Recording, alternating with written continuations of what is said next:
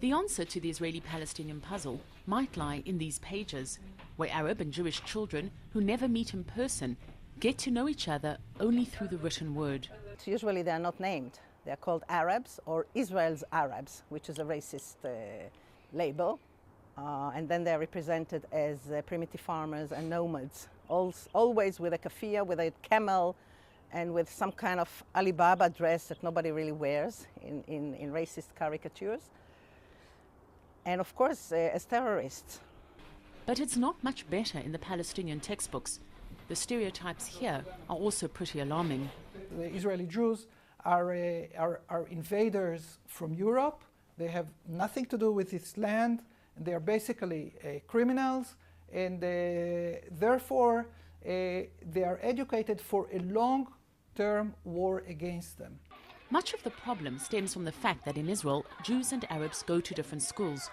They study a different curriculum and sit different exams. What's more, because Jewish schools are generally better funded, their standard of education is higher. But here is one school trying to get it right. It is part of the Oasis for Peace village with an equal number of both Jewish and Arab learners. Aside from being an example of how both sides can learn together, the most important lesson being taught here is understanding each other. It's the first school of its kind in the country and receives no funding from the government.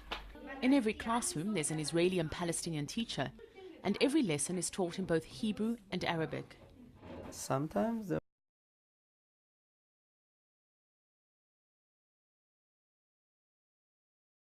is tension, maybe according to what is going out around. If there is some terror attacks or the war in Gaza, or some, they are coming from home with all kind of ideas, and they are talking about it. A particularly difficult lesson these teachers are preparing for is Israel's Independence Day, because while for Israelis it's a national holiday, for Palestinians it's a catastrophe.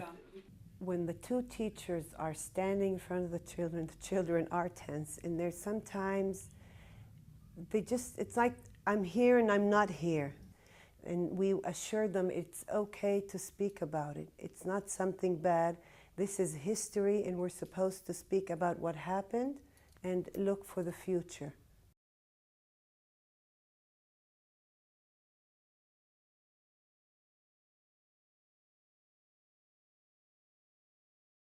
Together.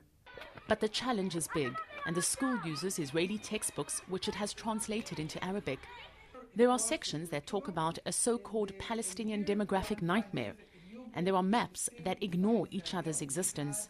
What these books do, especially history books, they teach the children not historical discourse. This is not the discourse of historians. They teach them the discourse of politicians and generals. And so, until a different story is written and taught, the lessons most Israelis and Palestinian children take into their future fall dismally short of a real education for peace. Paul Islia, RT, Latroon.